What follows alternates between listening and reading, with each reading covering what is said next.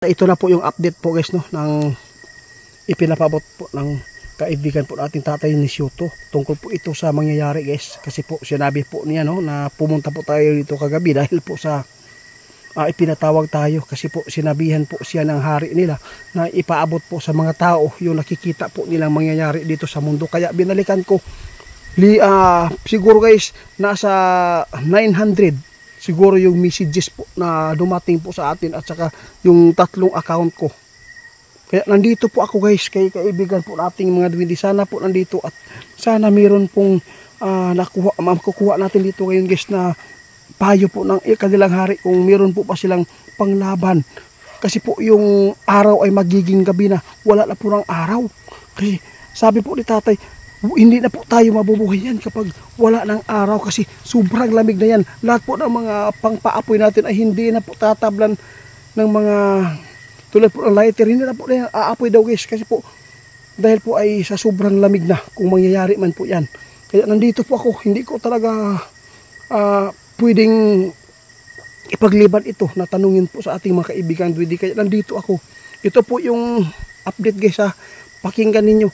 Hindi po ako nananakot, kundi ipaabot ko lang kung ano man po yung ipinapaabot ng ating mga kaibigan, kung ano po yung nakikita. Pero huwag kayong matakot, kasi po yung elemento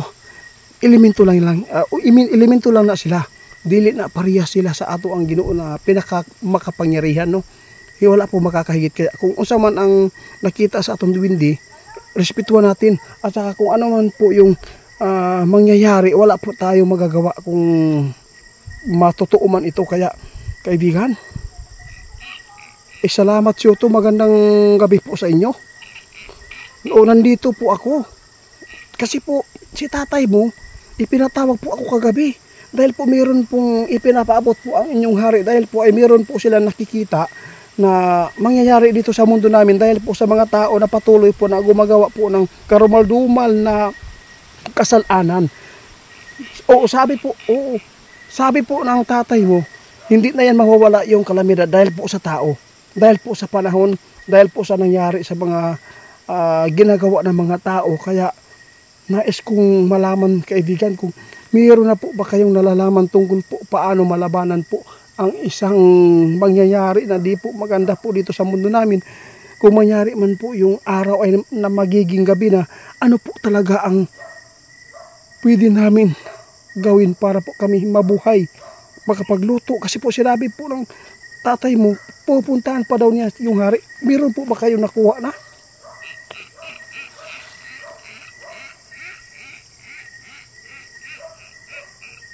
Sabi po ni Syoto guys, ang tatay po niya wala pa daw kauli diri, no?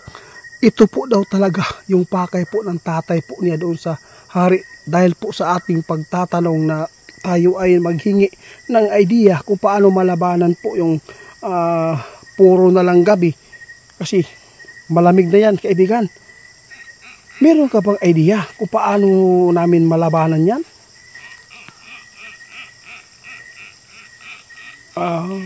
Sige lang po, maghihintay lang po tayo guys kung ano man. Sa totoo lang kaibigan, no, sinabi po ni tatay mo, huwag kayong matakot, sabi niya.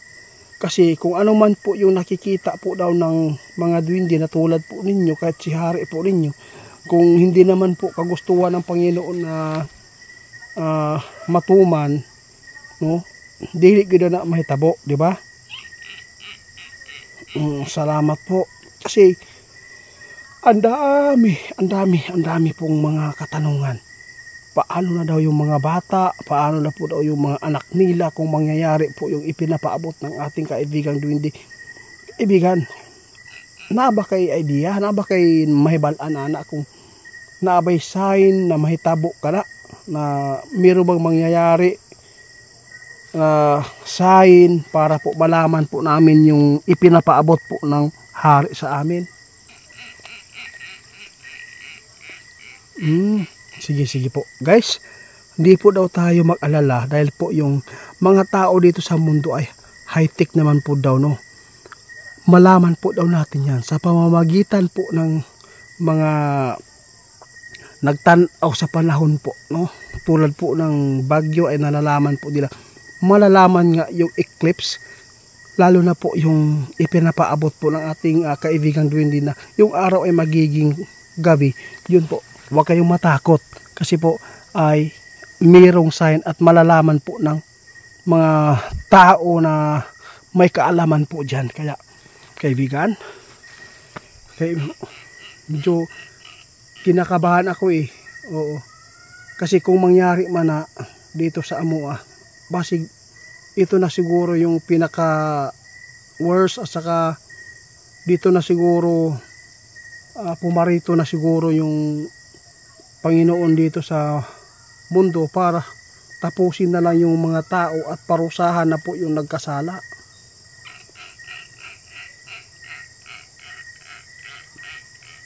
Sabi po ni Soto guys, parang ganun na nga. Dahil po ay maraming bisis na tayo ay nakarinig po kung ano man po yung ipinahiwatig doon sa Biblia. No? Walang dili magud ang tao matagbaw, no? Kung unsa man ang ilang naangkon sa ilang kinabuhi, mas lalo pa nilang giuna ang material na mga butang daw. No, ang iniisip po talaga ng tao guys, totoo lang, sinabi ni kaibigan, no, kung bakit po nagtampo ang Panginoon natin. Dahil po sa ginagawa ng mga tao, mas priority nila yung material na bagay. Kahit mayroon na blessing na binigay sa kanila, kinukulang pa sila sa sarili. Gusto pa nila na angkinin ang mundo. Kaya kaibigan, nakabalo ko na ayaw po ninyo na matulad po yung tao sa inyo na hinulog dahil po sa kasalanan na nagawa. Kaya nagpapasalamat po kami dahil po sa inyo, sa inyong pakikiramay. Kung ano man po yung nakikita po nyo dito sa mundo ng mga tao ay ipinapaabot po nyo sa akin at ipinapaabot ko din sa mga tao dito sa social media. Yung mga tao hindi po naniniwala, okay lang yan. Ganun lang talaga yan. Kasi kung sabihin nila, ang Panginoon lang nakakaalam, di ba? Oo, tama yan. Ang Ginoo lang nakakaalam. Oo nga. Pero at least binigyan tayo ng priority po ng mga kaibigan po nating duwende. Kaibigan, kung sakali man na makarating si tatay mo, ay sana po mapuntahan ko kayo bukas dito para malaman ko kung ano man po yung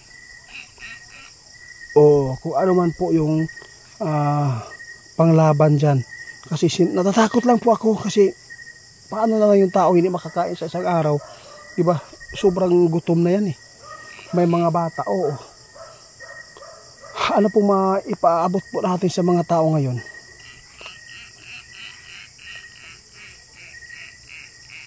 Tama po, tama talaga guys. Sabi po ni kaibigan, ipinapaabot po niya tayong lahat magtulungan na laging magdasal. Kung ano man ang mangyari sa mundo ay lagi po tayong nakahanda. Hindi na po tayo sana gumawa ng mga kasamaan na sobra. Tulad po ng pagpatay sa mga tao na walang kamuang-muwang, mga bata, nirip pa, at saka yung mga drugs na ginagamit. Ay, grabe. Masakit po talaga. Isipin, nadadamay po yung mga tao na inosente na sumunod po sa utos.